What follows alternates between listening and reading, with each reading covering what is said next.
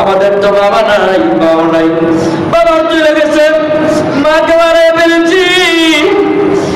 এখন কে আমাদের জন্য দোয়া করবে? আল্লাহ, কে দোয়া করবে? যতদিন আমার বাসায় ছিল আমার মা মসজিদে আসার সময় আমার চেহারাটার দিকে তাকায় হাত ফেলে দিত আর দোয়া করতো, আল্লাহ তারা তোমাকে অনেক বড় করবে, অনেক বড় করবে। আজকে কে আমার জন্য দোয়া করবে?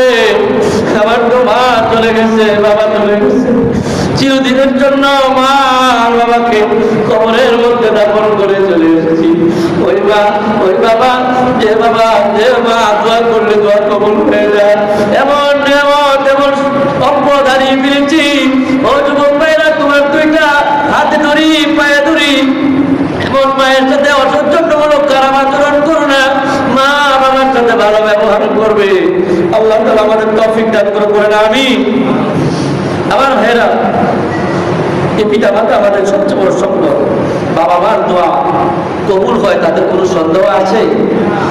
আল্লাহ নবী বলেন, সালাসু দাওয়াতিন মুস্তাজাবাতুন লা শাক্কা ফীহিন্না।